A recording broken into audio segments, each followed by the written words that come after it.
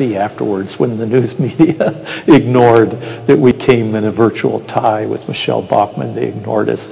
And when a comedian goes on national TV and the whole nation laughs because they know what he's joking about.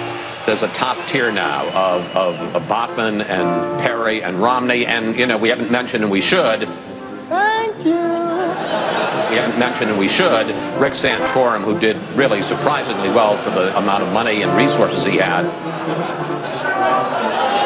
Rick Santorum, he didn't get half of what Ron Paul got. He lost to the guy who lost so bad he dropped out of the race. But we knew coming close wasn't good enough. And one of the young men there at the Iowa Cavalcade left the room. I saw tears in his eyes when the word came that we had come within just a few votes, but we'd come in second. And later I went into the restroom and he was throwing up. He was in a stall throwing up. That's how deeply felt and passionate these workers were in the campaign. They carried the world on their shoulders. They're taking on the whole establishment, trying to change the world. And Dimitri Kasari, I didn't mention him, but what tremendous work these people did. This will make history. This doesn't exist in any of the other campaigns. We did over 200,000 calls in the last 4 days. Yeah! Call till 11 p.m. Where'd all this energy come from? I mean, how'd you maintain that energy all day? Ron Paul!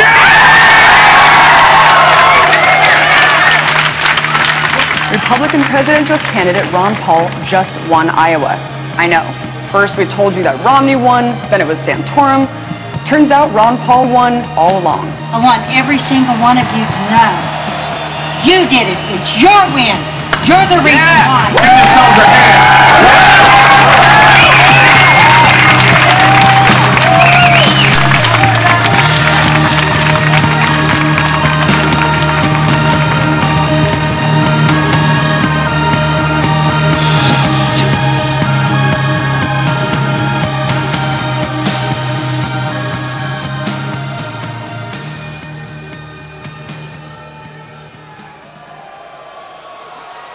The greatest hero by far, there's no comparison, is Dr. Paul himself. It was when Ron Paul started talking about monetary policy, and I start seeing how monetary policy, just a slight tick in the Federal Reserve, can rob the poor. We see it with the loss of the value of our home and our retirement and our IRAs. It's finally got our attention. Finally, we're getting their attention because people are looking at the right place for the source of the problem. It's at the Fed. They create the bubbles. So that's what triggered it for me. And it was once that Ron Paul had my attention, I was able to hear the rest of what he had to say. And that's another reason I'm supporting Ron Paul. He's talked about the Federal Reserve and ending the Federal Reserve. I mean, Ron Paul's the guy who began the conversation about debt, deficit, high taxes, government intrusion. I say this with amazement, but it's becoming more and more clear that we live in the age of Ron Paul, Judge. If you believe that the world will continue to take our dollars no matter what our debt is, Americans shouldn't have to work anymore because it would just print all the money. So if you love big government and think it can last forever, no, I can understand why you'd love the Fed. Ron Paul is truly a man of integrity and consistency and honesty. No, you're saying no compromise. So wasn't. You think I should compromise on the First Amendment? On property rights, on your property rights? Should I sell your house because a businessman wants it and he can pay more taxes? Why don't you want somebody to stand on principle? Ron. When I first went to Dr. Paul before the campaign started, he did not want to run for president. He knew that he was going to take on the whole establishment. It was at an age that most of us get to retire. I remember having a conversation with him where I said, don't run for president, just run for the Iowa Cavalcade this next summer. Just do your best for that. That's all you have to do. Just take that step. Of course, I knew if he took that step, knowing his nature, he'd go all the way, and he did. but he carried it because there was no one else that could carry it. Good morning, Mr. Greenspan. I understand that you did not take my friendly advice last fall. I thought maybe you should look for other employment, but I see you kept your job. But what would be wrong with talking about parallel currency, competing currencies? This is something that Hayek talked about. First of all, good to see you again, Congressman Paul. Frederick Hayek was fond of saying that the managed economy was in danger because it was based on a pretense of knowledge that certain things the economic planners don't know. We are in a failure as a country now because we're trying to determine the price of money, and we shouldn't have individual central bankers determining the price of money, because when they do, they make mistakes because they're fallible and they're human. And as Hayek said, it's this pretense of knowledge that you think they're smart enough somehow to tell us what the price of money should be. I started watching videos of him in the Senate, YouTube videos that I was passing to everybody. But here's someone who's second-generation liberty. When he was a teenager, he knew things that I'm just now understanding and learning, and who took on the establishment very clearly, took on the establishment of the RNC, and was fiercely fought against. Every effort was made to keep him out. And through this wonderful miracle of events, he got elected to the U.S. Senate.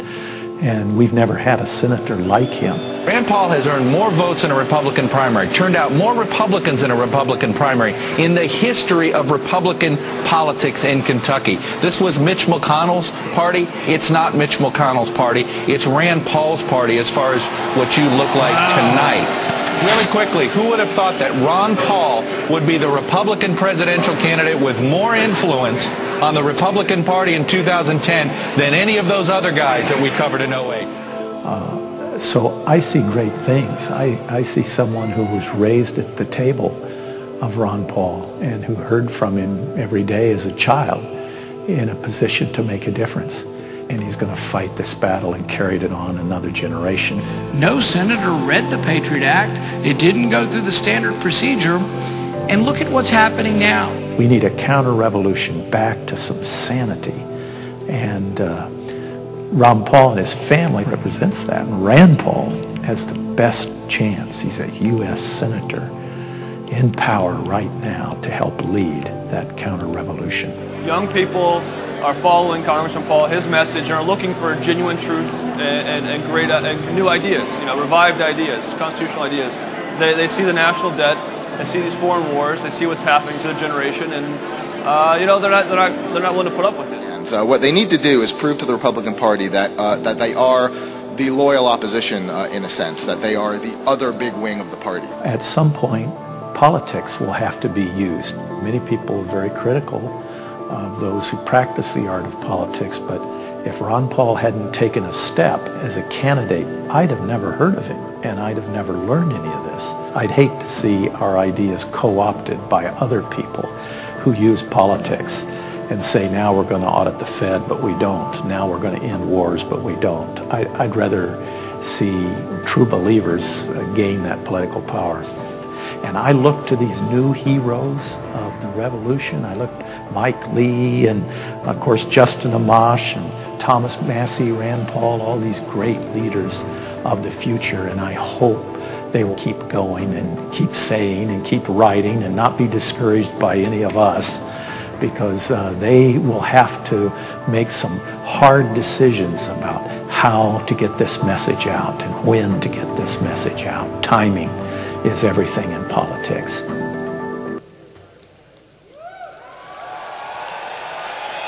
Good morning, America! Wake up! Wake up! Rise and shine! Wake up! Rise and shine! Come on! Wake up! What's up, Tampa? Ron Paul! Ron Paul! Come on! You guys sing this with me, ready?